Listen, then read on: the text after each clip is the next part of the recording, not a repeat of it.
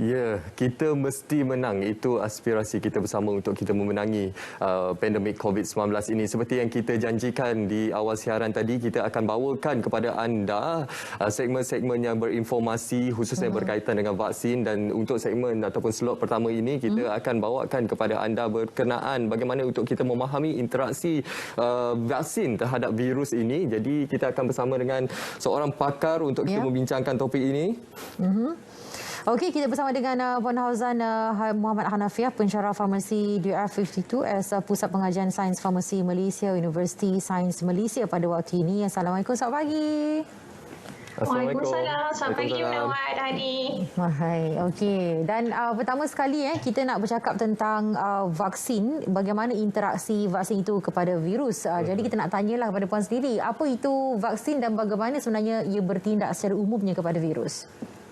Okey, pertamanya terima kasih terlebih dahulu kepada Selamat Pagi Malaysia dan terima kasih RTM kerana sudi menjemput saya bagi mewakili Persatuan Farmasi Malaysia juga. Saya lebih suka guna caption tak kenal maka tak cinta. Sebab kalau kita tak tahu sesuatu kan kita kena tahu apa benda tu. So kalau dalam hal ni kita kena tahu lah apa itu virus.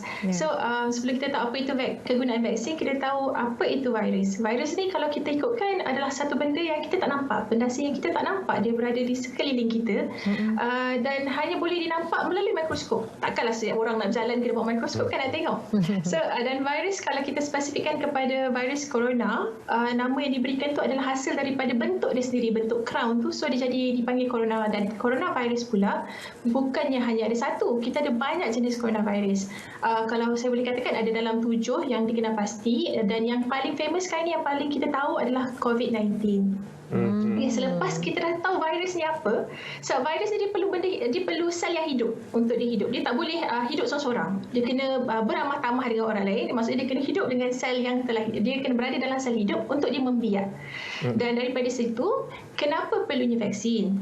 Kalau kita lihat kepada vaksin pula, kita kena tahu apa itu vaksin. Vaksin ni merupakan satu sediaan. Kalau kita baca, memang saya rasa rata-rata rakyat Malaysia dah tahu dah apa itu vaksin. Vaksin ni satu sediaan yang mengandungi antigen, di mana antigen ini adalah diambil daripada sebahagian atau satu vaksin yang telah dimatikan ataupun diubah suai.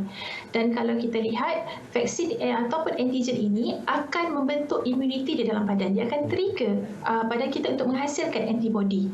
Kalau kita tengok, Allah dah jadikan badan kita ni dah cukup cantik dah. Saya selalu guna analogi, kalau vaksin ni umpama contohlah dalam satu taman perumahan. Dalam taman perumahan kan biasa kita ada keselamatan ke depan kan? Ada rukun tetangga ke, ada Jabatan Keselamatan ke di hadapan. So mereka yang akan mengawal dan menyelia. So ketika dalam keadaan aman, kita berjalan, bergerak dalam taman kita, so siasat kita ni bergeraklah. Tetapi ketika ada sesuatu benda asing ataupun orang luar masuk, orang luar pula ni memang obvious sangat. Kita nampak dia datang dengan rambut mohak lah, rambut tercacak lah, macam tu lah, tiba-tiba masuk. Kita nampak dia punya cara dia macam mana.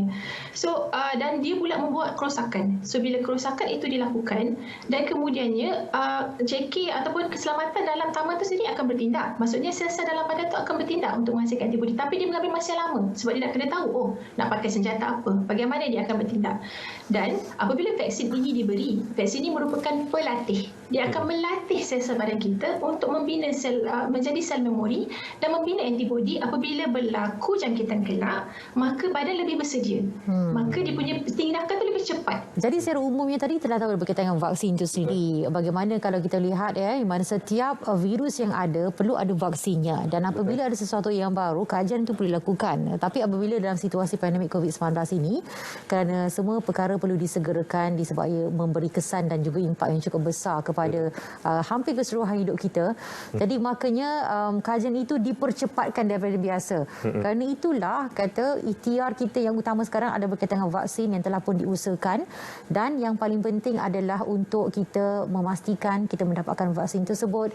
Betul, kita tahu ada kesan sampingannya, tetapi seperti mana dikongsikan oleh mereka yang telah pun menyudahi untuk vaksin dos yang pertama, malah sudah pun selesai untuk dos yang kedua, mereka mempunyai kesan sampingan tetapi tidak begitu utara. Di mana kalau diikutkan, dia berikut kepada antibody masing-masing, dan seperti yang dijelaskan juga oleh pakar-pakar sebelum ini, mana bila kita disuntik mengikut juga kepada tahap antibody badan kita. Mungkin ada yang teruk, ada yang lambat sedikit kesan dan juga impaknya, tapi ada juga yang macam demam untuk sehari saja, lepas tu dah okey.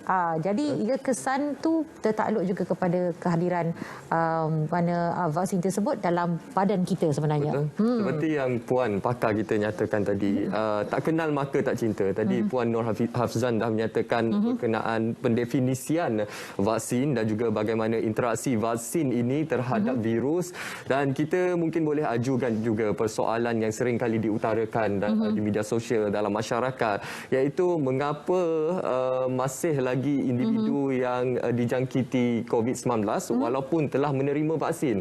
Jadi mungkin doktor boleh memberikan pencerahan berkenaan perkaitan ataupun keberkesanan vaksin ini terhadap virus COVID-19 ini. Okey, kita dah tahu secara umumnya berkaitan dengan vaksin itu apa dan bagaimana ia bertindak pada virus, dan sekarang kita nak tahu apa yang menawan soal tadi berkaitan dengan macam mana kalau orang ada divaksin pun tetap kena jangkitan tersebut.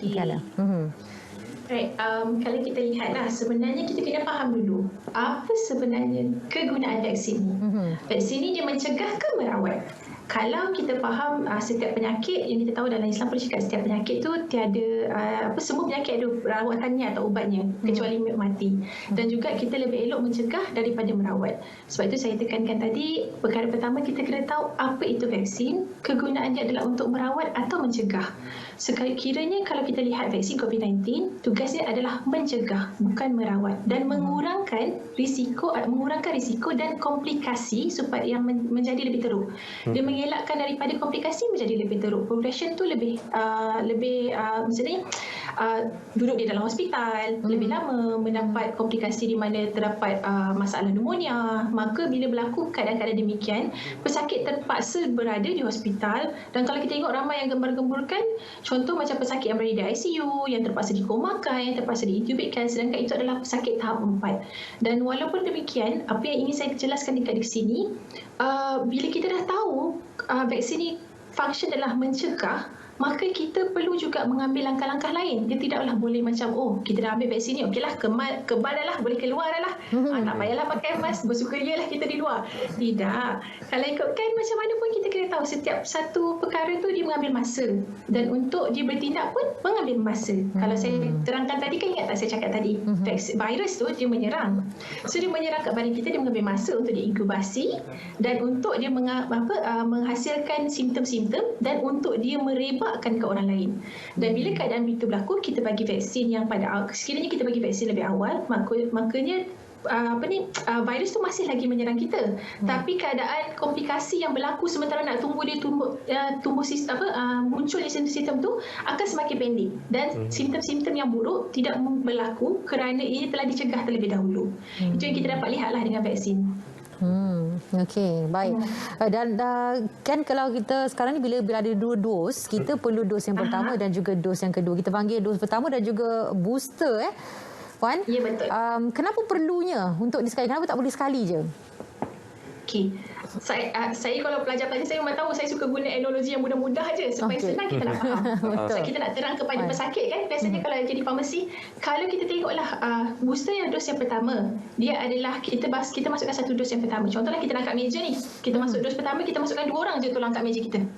So kita dah angkat, kita jalan dengan meja kita ni, kemudian berat meja ni. Tapi kita bagi booster yang kedua, orang lagi 2 orang datang lagi untuk bantu kita angkat meja. Mana lebih mudah untuk kita berlawan? Yang berempat tu lah. Yang ada tambah booster kan. Dan juga kita kena tahu, kalau kita tengok kajian, dos yang pertama dia punya penghasilan untuk efikasi dia adalah tidaklah begitu seperti dos yang kedua, dan dia mengambil masa yang lebih kurang dalam 11 ke 14 hari untuk menghasilkan efikasi yang lebih daripada 80%. So sekiranya dos kedua yang diberi, dia akan mencapai efikasi lebih tinggi daripada dos yang pertama. Dan antibodi tersebut yang dihasilkan akan bertahan lebih lama, walaupun kalau kita ikutkan masih lagi dalam kajian untuk mengatakan selepas dos yang kedua ni adakah kita perlu lagi booster dos ke tidak. Sama juga macam vaksin yang sedia ada di Malaysia. Kalau macam contoh macam saya sendiri, saya akan ambil annual dos influenza vaksin saya. So sebab saya tahu saya kena ambil setiap masa kerana dia tidak bertahan lama.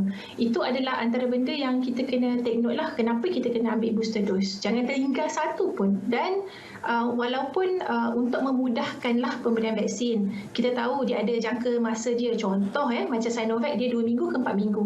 Tapi kita janganlah lengah-lengahkan, tak apalah ada 4 minggu, kita datanglah lagi. Kalau kita dah schedulekan kita ni 21 hari, tak apalah 4 minggu, kita datanglah hari ke-28. Tak, kalau boleh tolong datang pada hari anda dijadualkan. Sebab itu adalah antara perkara yang kita perlu patuh supaya booster dose tu dapat membantu untuk meningkatkan antibody dalam badan kita. Okey, Puan, kita sedia maklum bahawa negara kita menerima beberapa jenis vaksin dari pembangun vaksin di luar negara, antaranya dari jenis vaksin Pfizer, AstraZeneca dan juga Sinovac. Masih ada lagi persoalan dalam kalangan masyarakat berkenaan keberkesanan bagi setiap vaksin ini. Boleh tak saya memilih vaksin Pfizer? Sebab Pfizer ni kadar keberkesanannya lagi tinggi. Mungkin Puan boleh memberikan pencerahan berkenaan hal ini, Puan. Okey. Kalau saya lebih suka juga benda ni tengok daripada sudut saintifik. Bila kita tengok dari sudut saintifik, kita akan tahu setiap satu perbezaan efikasi dia dengan efektivitas dia tak berapa banyak beza pun sebenarnya kalau ikutkan. Dan dipastikan bila vaksin ni diluluskan untuk digunakan, semuanya berkesan. Cuma isunya adalah adakah kita ingin ambil tahu bagaimana vaksin itu berfungsi, bagaimana vaksin itu akan membantu kita dan apa vaksin yang paling sesuai dengan segolongan populasi. Contoh, kita memang tak boleh pilih vaksin. Tetapi kalau ikutkan macam kita tahu di mana-mana PPV atau SPPV yang memberi vaksin, mereka akan ada saringan. Saringan ini dibuat untuk golongan-golongan tertentu. Contoh seperti perempuan yang mengandung. Kalau perempuan yang mengandung, kita tahu daripada minggu ke-13 hingga minggu 33 sahaja dia boleh ambil vaksin. Kalau kurang daripada situ, dengan lebih daripada 34, kita dah tak galakkan. Dan diorang hanya boleh ambil Pfizer. Itu adalah antara-antara yang ditekankan. Dan kalau kita tengok pula, kenapa macam orang akan cakap lah, macam tu kenapa kita beli Pfizer je? Kenapa tak beli yang lain-lain untuk orang lain kan? So kalau ikutkan, ini adalah antara langkah-langkah yang dijalankan oleh kerajaan di mana kita perlu menyokong kerana kerajaan yang memberi dan membeli vaksin tersebut untuk rakyatnya. Adakah sekarang ni kalau kita ikutkan rakyat kita kena bayar vaksin? Tak ada kan COVID-19? So itu adalah antara perkara yang saya rasa bila orang memberi untuk membantu kita, kita terima apa yang diberikan dan vaksin ini tidak diberikan sesuka hati. Contoh insyaAllah macam akan datang ni USM akan menjadi salah satu PPV di Malaysia. Di kampus Indo USM lah. So kami, saya insyaAllah akan terlibat dengan tim-tim farmasi akan terlibat untuk menjaga bahagian saringan dan memberi kebenaran. Kami perlu saring juga sama ada sesuai ke tidak. Dan keberkesanan itu kita kena inform kepada vaksini yang datang bagaimana dia akan berfungsi, bagaimana dia akan bertindak sesuai ke tidak dengan orang ni. Kita tak naklah macam kita dah bagi tiba-tiba di hujung waktu observasi berlaku perkara-perkara yang tidak diingini. Ini adalah antara perkara-perkara yang perlu kita ambil kira sebelum memberi vaksin kepada vaksini lah. Ya, okey. Dan masa yang sama bila diberi vaksin perlu dipantau juga untuk tempoh masa yang tertentu disebabkan reaksi terhadap badan kita tu berbeza mengikut individu. Tidak begitu Puan? Betul. Ya, okey. Baik, dalam masa yang sama juga kita contohkanlah situasi bagi mereka yang telah pun dijangkiti positif COVID-19 dan kemudian mereka bertanyakan soalan perlu tak mereka mendapatkan vaksin juga sebab dan kalau kiranya perlu ada yang mengatakan antara sebulan dah boleh dah minimum untuk selepas mereka dijangkiti. Ada yang kata macam tak boleh tu cepat sangat tu kena 3 bulan selepas anda dijangkiti. Yang mana satu ni sebenarnya Puan? Okey, kalau ikut kajian dengan ikut guideline lah mengatakan tempoh yang diberikan adalah antara 1 hingga ke 6 bulan. Dan sekiranya kami mendapat maklumat lah daripada perbincangan semua mengatakan sekiranya ada vaksin yang datang yang telah dijangkiti virus COVID-19 dan telah sembuh dan telah mendapat appointment lebih awal, maka kami akan membenarkan mereka untuk ambil COVID-19 vaksin lah. Dan sekiranya kalau boleh kita kena pasti kenapa pesakit-pesakit ni maksudnya siapa yang pernah dijangkiti virus COVID-19 masih perlu ambil vaksin kerana antibodi badan mereka adalah antibodi yang dihasilkan oleh badan sendiri. Biasanya apa antibodi yang dihasilkan oleh badan sendiri dia punya ketahanan yang bertahan di dalam badan tu tidak sebegitu lama dan dia mengambil masa kan. So sebab itu mereka masih memerlukan vaksin dalam tempoh 1 hingga ke 6 bulan lah.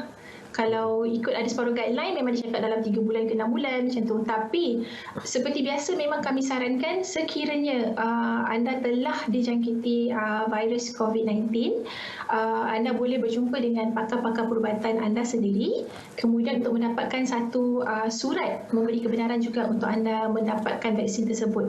Kerana kalau khawatir, perkara yang terlebih baik adalah bertanyalah kepada yang pakar. Sebab kalau kita tak bertanya pun kita tak tahu. Dan kalau kita macam, yelah, kita dengar orang cakap, oh tak apalah, tunggulah sampai 6 bulan baru pergi.